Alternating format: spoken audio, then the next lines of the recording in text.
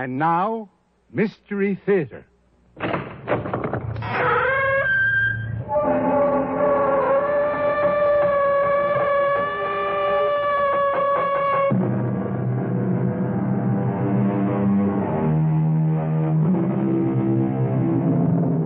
Come in. Welcome. I'm E.G. Marshall. Thus, conscience does make cowards of us all. A quote, naturally, and almost as naturally from Shakespeare. On the other hand, like proverbs, quotes tend to contradict themselves.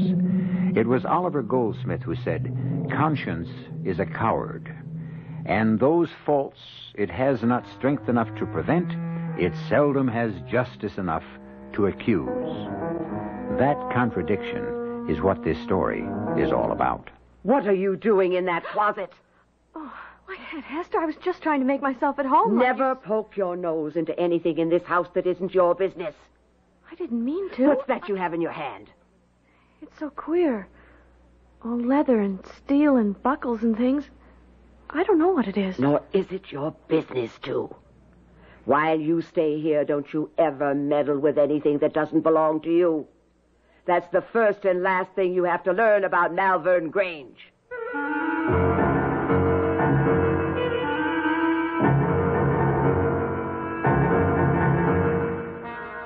Our mystery drama, Afraid to Live, Afraid to Die, was written especially for the Mystery Theater by Ian Martin and stars Jada Rowland and Ann Petoniak.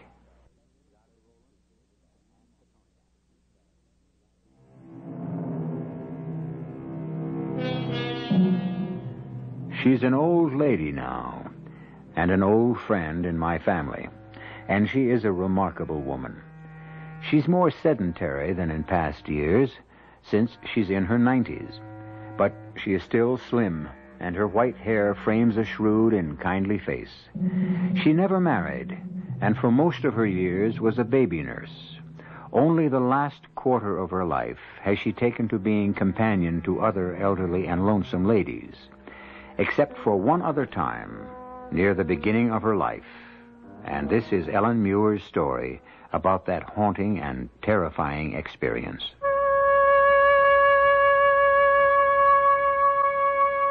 Even young as I was then, I had this strange feeling about Malvern Grange.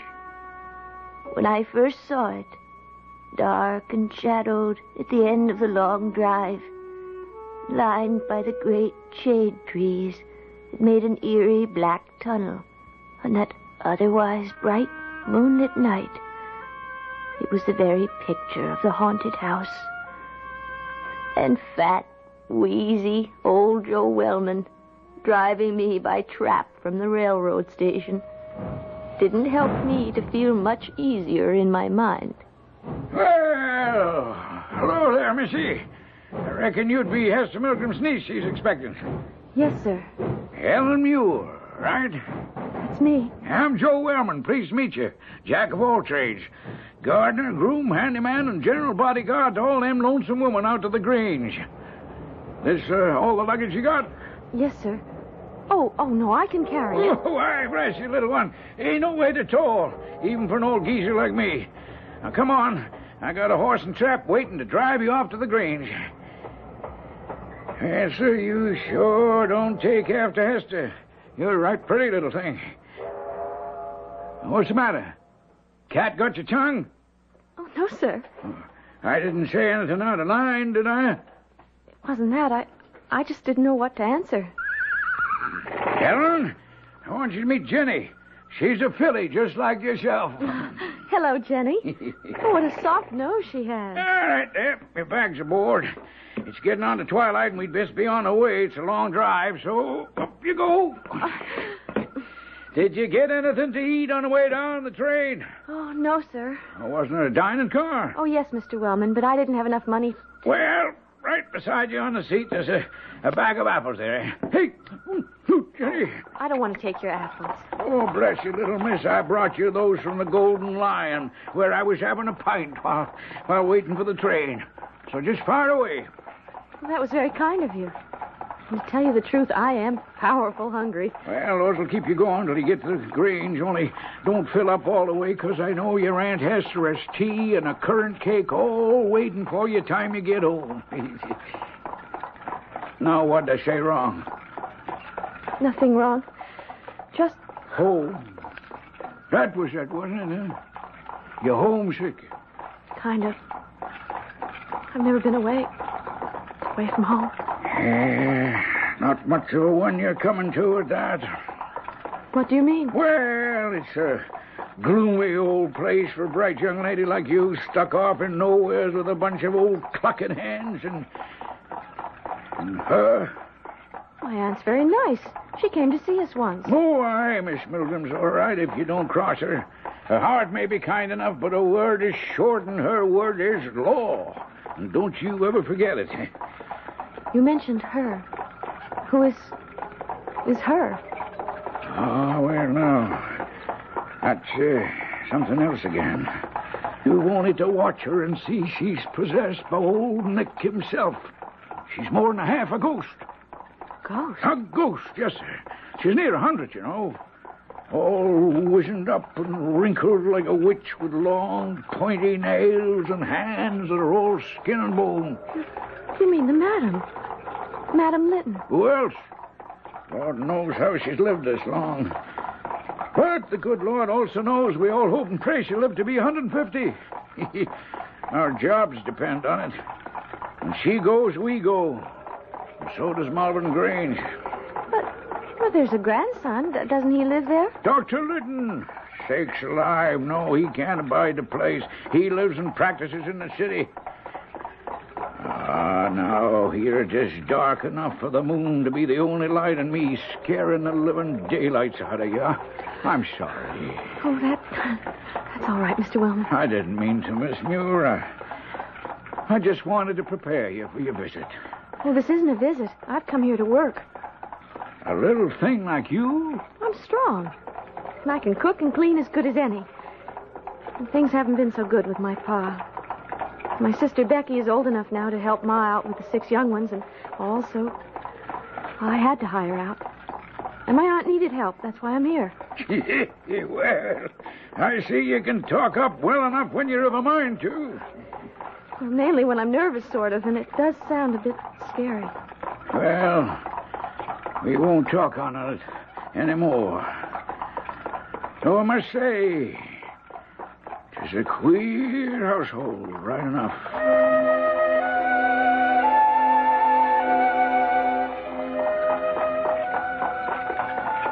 Is it much further?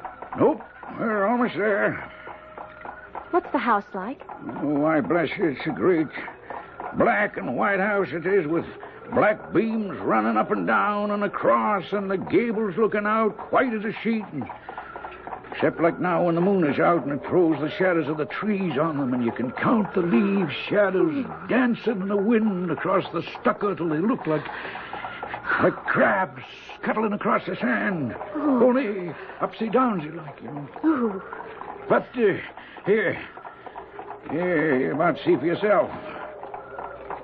Here's the drive. My heart was in my mouth as we drove up the drive. The trees were so big that 4 people spreading their arms and touching fingers could scarce reach round. And it was like a long, great black tunnel there beneath them, with the big house crouching at the end, as huge as a giant, or an ogre in some old fairy tale. I wanted to jump out and run away just as fast as my legs would carry me. So, here you are at last, Ellen. I'm sorry if I'm late, Aunt Hester. Well, you're not late, child. It's just been an anxious wait. You've come a long journey. Joe, take the bag up to the first room by the head of the stairs. Yes, Miss Milgram. See you tomorrow, little missy. Oh, yes, Mr. Wellman, and thanks for the ride and the conversation. Pleasure, I'm sure. He is a hired man, Ellen. Call him Joe.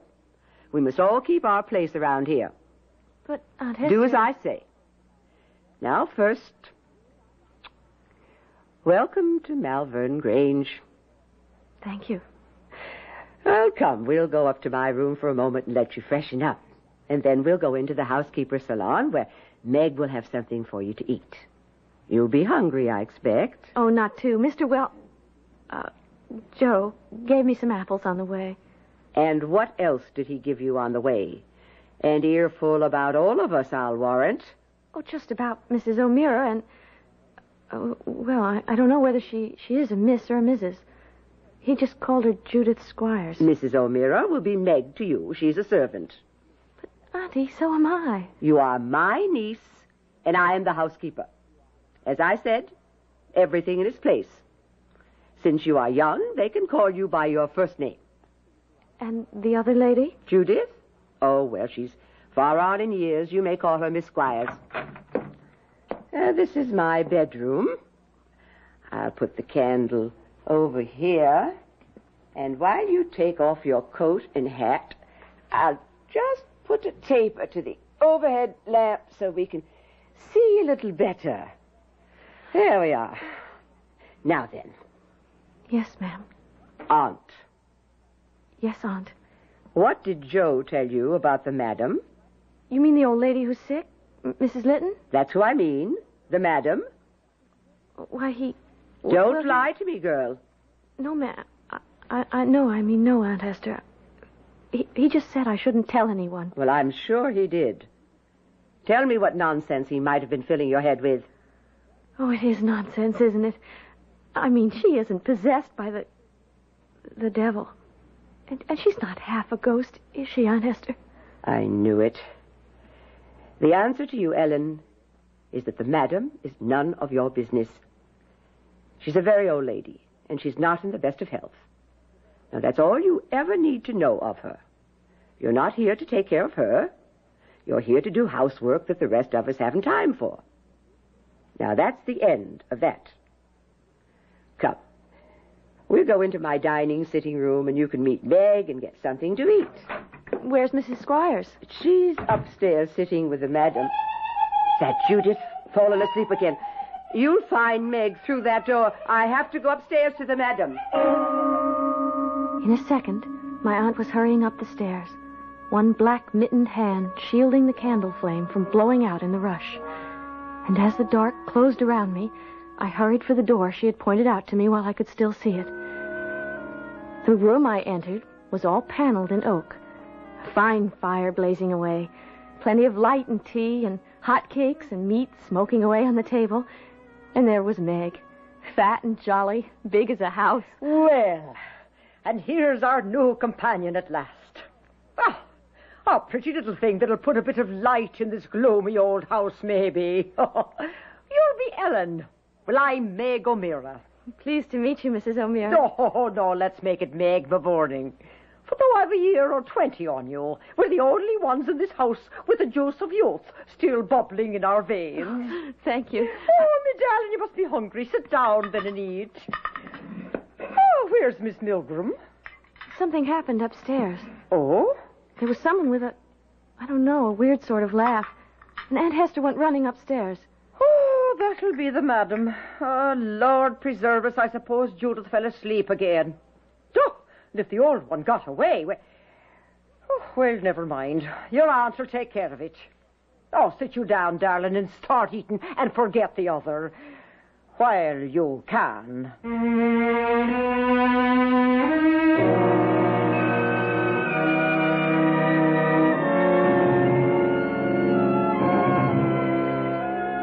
So far, certainly a haunting experience.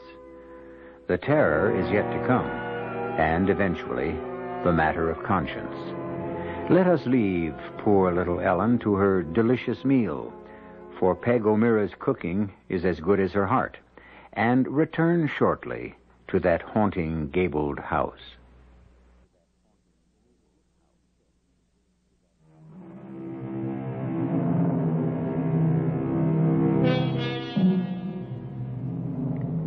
It's fascinating to sit and watch Ellen Muir tell her story today, calmly and sadly, looking back over 70 years to when it happened. It is easy to understand how vividly she remembers the young girl who lived it, the Ellen Muir who sat in that haunted house, homesick and hungry, and in spite of her jolly companion Meg, still filled with an inescapable premonition of a terror yet to be faced. You'll have some more cake, Ellen, and a spot more tea. Oh, no, thank you, Meg. I'm so full I couldn't even manage another crumb. Oh. Thank you. I wonder what's keeping Aunt Hester so long. Well, I'm thinking it's Judith's getting the tongue lashing this time. She probably fell fast asleep like she's apt to do, and the old madam was up and away. But I thought she was bedridden. Well, no, she is, and she isn't. Days will go by, and she won't open the curtains on that old four-poster she sleeps in. Just stays shut up in there, except for us bringing her meals. But the other days... But the other days what? Well, the other day she's a troublesome old lady, no doubt of that. You have to be sharp watching her, or glory be to Mary, she'll be into the fire or out the window. How old is she? Oh, you wouldn't believe it. 99, her last birthday. And that 8 months gone by. Could I ask another question, Meg? Ask away, what's the harm? 'Tis not to say I'll answer. Is the old lady well in health? Well, no harm in asking that. She's been a bit off for a bit lately. But she's much better this last week.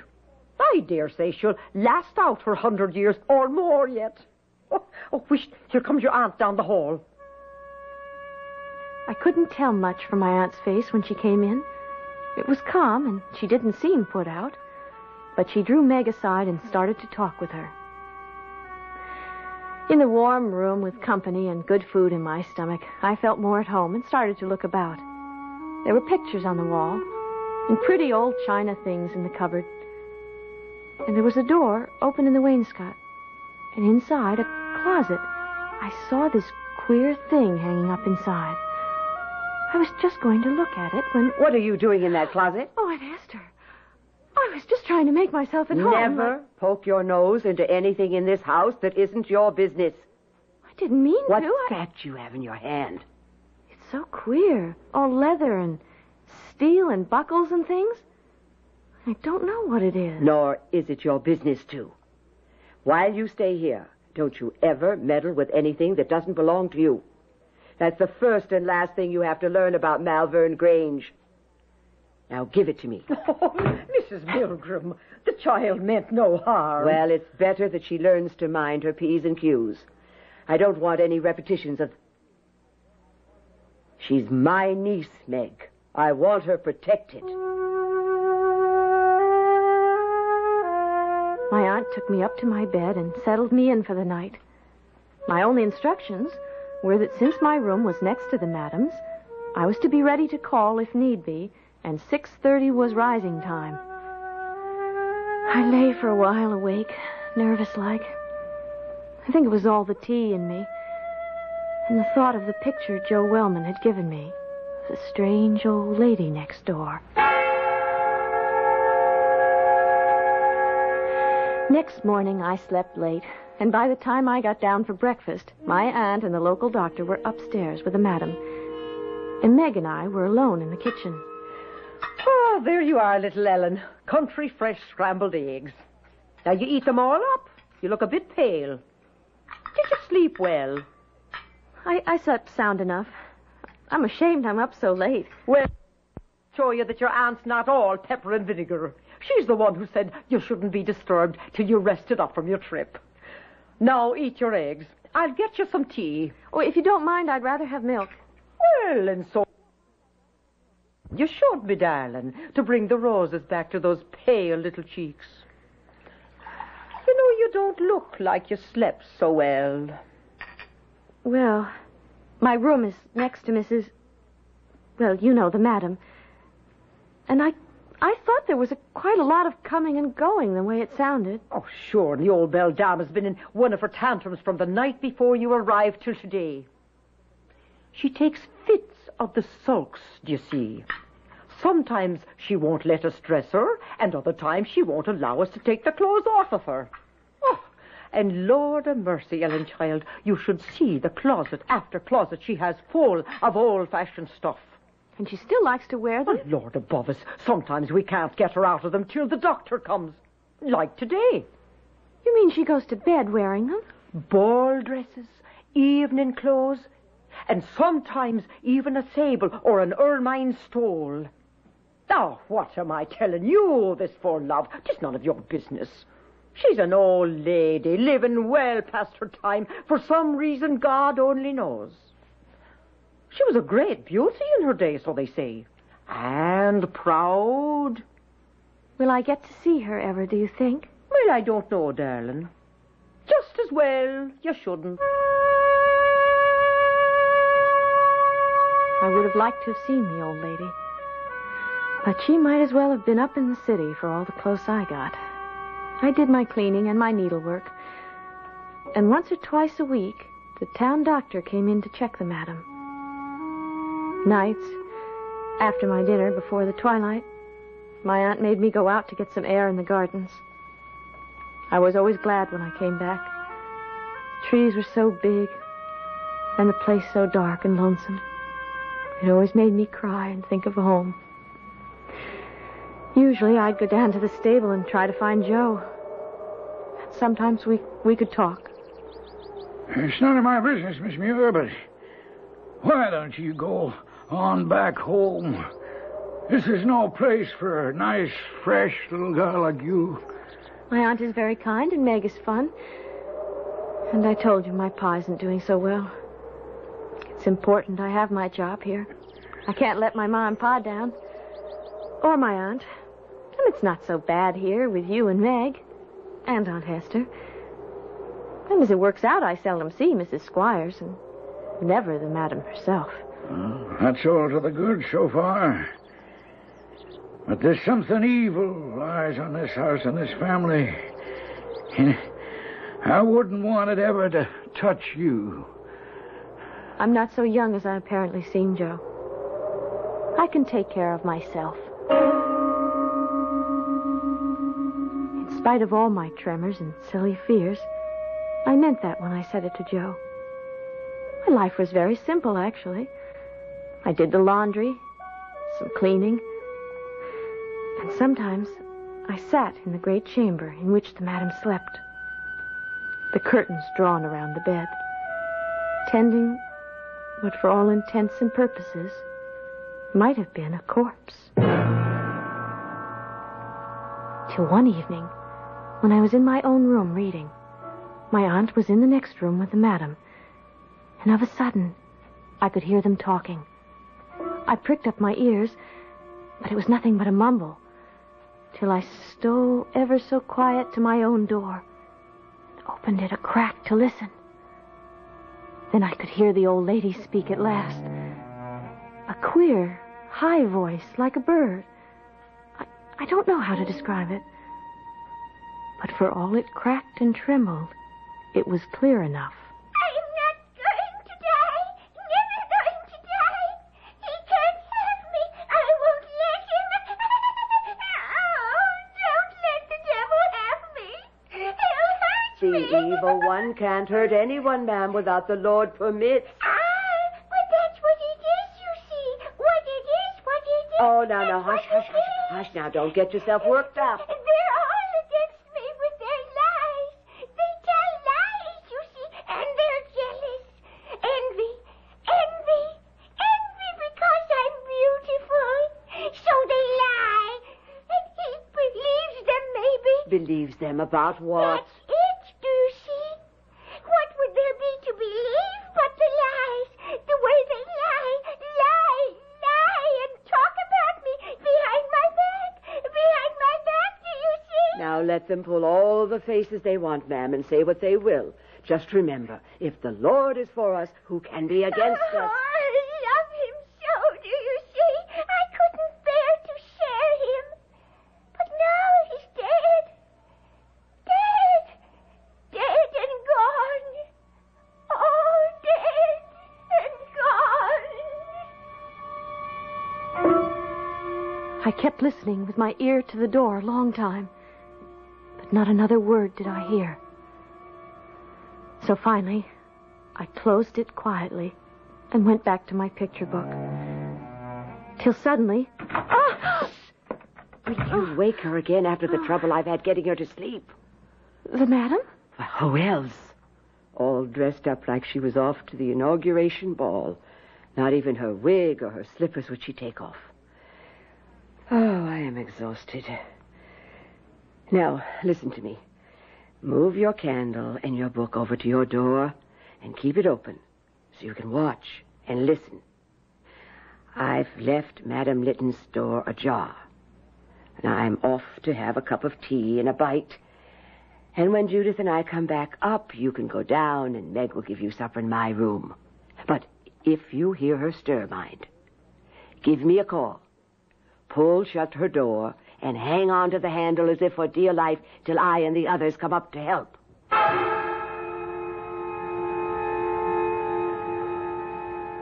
I sat there, trying to keep my eyes on the book, but they kept being drawn down the shadowed hall to the other door. I couldn't hold it back. I had to have one peep, just to see what the old lady was like. I was near blinded the moment I entered the room. I'd never been in it after dark before, and it was ablaze with 22 wax candles. I tiptoed to the bed and listened. I could hear her breathing, rusty-like, a kind of gurgle. And slowly I parted the curtain and looked in. There she was, just lying as Meg described her that first day. Scarlet and green and satin and silk and lace. A big powdered wig, heels as tall as my hand, and as sharp as her big crooked nose and her long, pointy nails. Half of the whites of her eyes were open. Her throat rattled as she breathed. I was frozen stiff with fright. And before I knew it, she opened her eyes and sat up, spun around and dropped her shoes to the ground with a clack. She stood up, pointing at me with a finger, like a corpse come to life. You young imp! You devil's brat! Why did you say it to my face? Say what, madam? Why did you say I killed the boy? What boy? You know. Tell me or I'll shake the life out of you. I'll rake you with my nails till the blood runs. I'll spoil your beauty. No. Oh, stop backing away. I have you in a corner. Now tell me, why did you say I killed the boy? I never said You lie! No. You lie! I'll tear you apart till you confess. No. Tear you apart with my hands. No.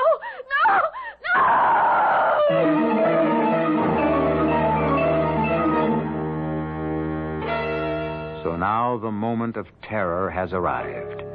Ellen, backed into a corner of the room, faces the demoniacal old beldame who advances on her, mad yellow-white eyes rolling in her head, her ancient wrinkled hands with the nails mounted on the fingers like knives reaching for her face and her throat. I'll return shortly with Act 3.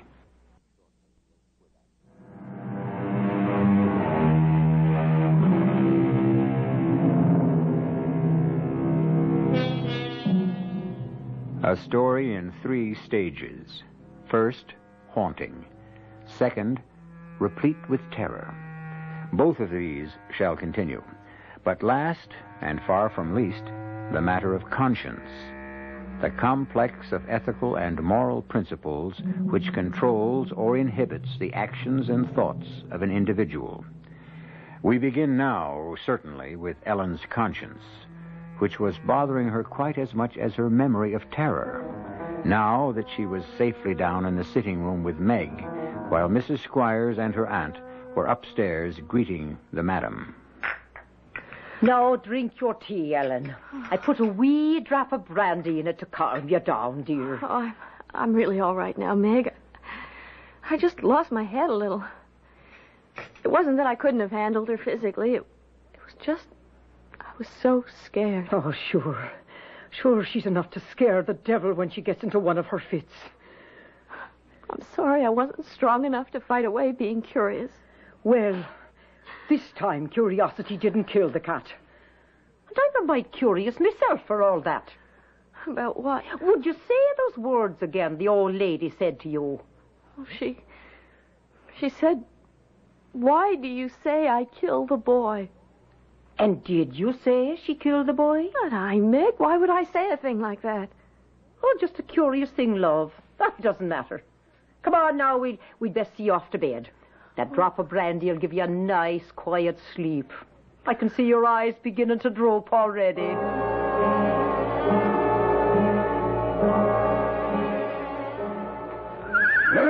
There, Jenny, my love. Nothing like a nice bath and a good rub down, but what ails you, eh? Oh, hello there, little missy. Haven't seen you since all the excitement a day or so gone. How are you, Miss Muir? Oh, Joe, when we're alone, can it be just Ellen? Oh, I don't know. Might get me in trouble with Miss Milgram. That'd make two of us. Well, she'll come around. She's a good woman at heart, and she knows there isn't a single solitary person in the world without a bump of curiosity.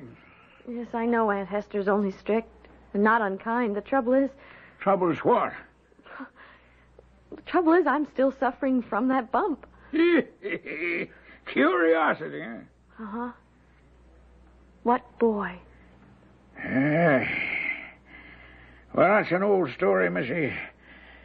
But if you want to hear it, I'll tell it as sure as I can. Now, mind, this is only second-hand from my father, who was groom here before me, and it's 70 years ago. You don't have to tell me if you don't want to, Joe. Ellen, what's the point not? Maybe it'll help you feel better, and that's all the reward I'd want. The madam, Mrs. Lytton, oh, she was a great beauty in her day, tell me. But when she married the owner of Malvern Grange, he was a widder, and he had a son about 9 years old. Is that the boy she was talking about? Well, I suppose. Well, why would she think she killed him? Oh, that was a terrible tragedy, little Miss Ellen. The boy, from what I hear, was a fine young man, full of energy and daring. There are those who say he was allowed too much liberty because one day he just plain disappeared. And the hide and the hair of him was seen from that day forward, save only his hat found by the lake under a hawthorn bush. But where do they think he went? What happened to him? Well, his little boat was missing, so he must have drowned. Oh, how awful. My pa said that Mr. Lytton bore up under it, but the madam went to pieces for a long while. But she must have had children then, if... Oh, yes. After she got over the loss, she had a boy, Mr. Stanley, that was, who was the father of Dr. Edmund. Mr. Stanley died a few years ago, so the estate now belongs to Dr. Edmund, the old lady's grandson. To have spent all those years worrying about something she couldn't help. And now to have it all back up at the end. Huh? Oh, what are you talking about, Ellen? Oh, I was just thinking. I know it's a good thing we all have a conscience, but it can be a terrible thing, too. Poor Madame Lytton. Must be just as conscience-stricken at what she might have done as I am at what I shouldn't have. What's that? She probably blames herself for not watching the little boy more closely. Just as I blame myself for trying to watch something closely that was none of my business. Oh, now, Ellen, a young girl, curious, you weren't to blame. No more than the madam, I guess. But try to tell your conscience that.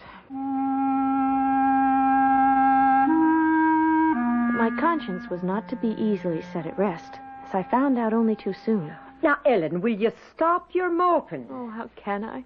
Ever since the doctor came and I found out what that contraption hanging on the door was for. Oh, bless you, child. 'Tis not the first time she's been in the strait waistcoat.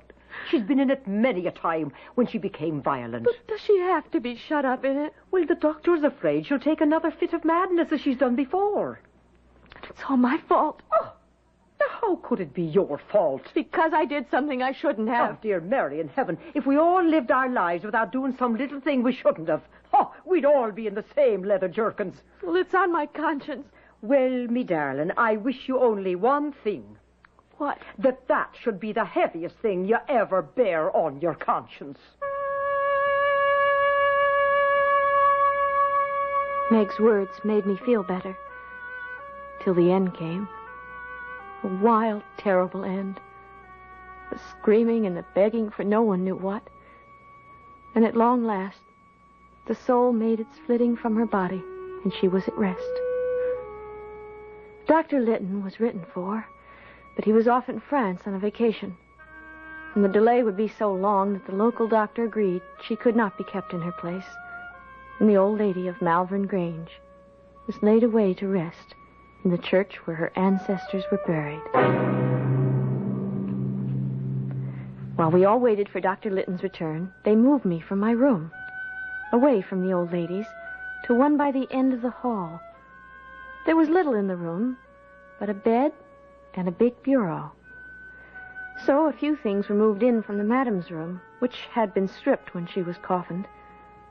Among them, the big looking-glass she used to dress up in front of and admire herself in her finery. The night after I moved there, that's where she came from in the middle of the night, the great key in her hand, her eyes fixed on the alcove in the wall at the foot of my bed. With a blast of cold air, and I could see everything through her. The nightstand, the window frame, the pattern on the wall. Straight for the big bureau in the alcove she went, key outstretched. And as she vanished, I came alive and screamed as I've never screamed in my life.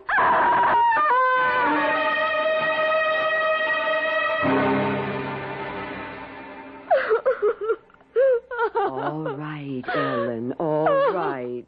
It's all right I'm now. Sorry. I'm sorry, Aunt Esther. Oh, maybe it was a dream. But Oh. Now, just tell me.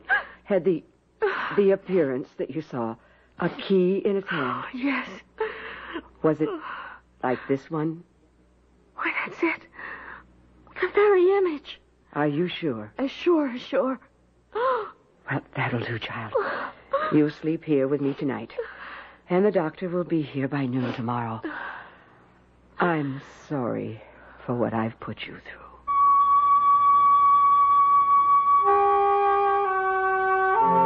The doctor arrived promptly at noon the following day. And after a half an hour or so, closeted with my aunt in the housekeeper's room, I was called in and introduced. Now, what is this you say you saw, my dear? It was your grandmother, Dr. Litton. Well, you know my grandmother has been dead for nearly a month. It was her. I mean, not alive, but a ghost. You believe in ghosts? I never did, sir, but I believe in this one. I could see right through her. And you say that she just walked into the big high bureau and disappeared? With a key in her hand. This key. Or its copy. Hold on a minute. You mean the room at the end of that hall to the left, up the stairs? Yes. And the bureau, you say, is in the alcove? Yes. Come on. We're going up there and bring that key.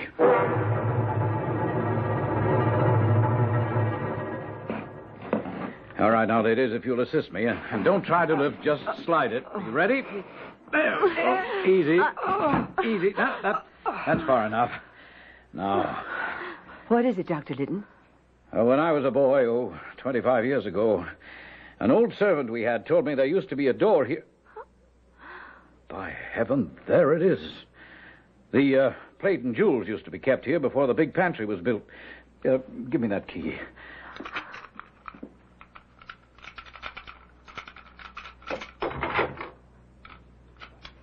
By Lord Harry, the lock turned. All right, now. Stand back, both of you, but hold that candle high. Here goes.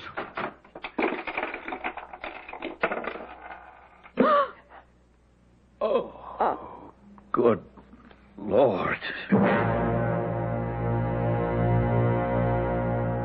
What fell from the door as it opened was a small skeleton, its hands resting on the inside of the door, as if in a last plea for mercy.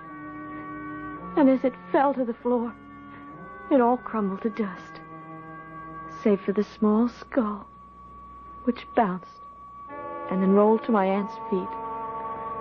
That's all that was left from what had been shut up there all those years. Except some jet buttons and a small green hafted knife. The boy. He wasn't drowned. He was shut up here to die. Oh, no. My grandmother couldn't have... It's a rich family. She wanted it all for her own child. I damn myself for every minute of service I gave her. You can't be sure. When the boy disappeared, he was wearing a velvet suit with black jet buttons. You see? And his favorite possession was a green hafted knife. A knife from his father. But I And the key. The key Ellen saw the ghost carry, I found at the bottom of your grandmother's chest, beneath her wigs and gloves and jewels and silks and satins, under which she tried to hide her guilt. Well, it served her little at the last. She's where she feared she'd be in the end. With the black devil in the deeps of hell. Where she belongs.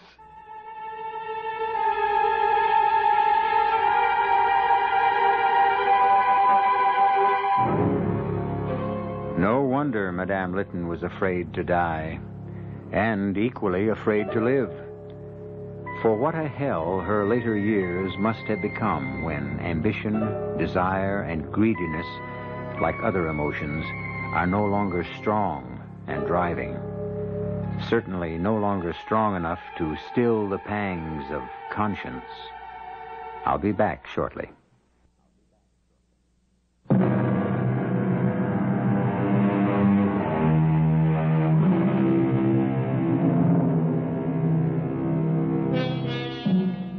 I find it hard nowadays to pass any neglected object by the water's edge without having to repress a shudder. A beer can, a pair of sunglasses, a sneaker, a child's pail, or most of all, a hat. For the moment I spot the object, I don't see it, but a poor little boy shut up to die in a sealed safe, where neither his cries nor his wild thumpings on the door or his prayers, if he knew how to say them, could be heard. Our cast included Jada Rowland, Ann Petoniak, Joan Shea, and Ian Martin. The entire production was under the direction of Hyman Brown.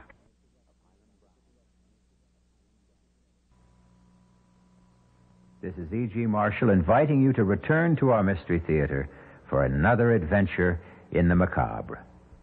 Until next time, pleasant dreams.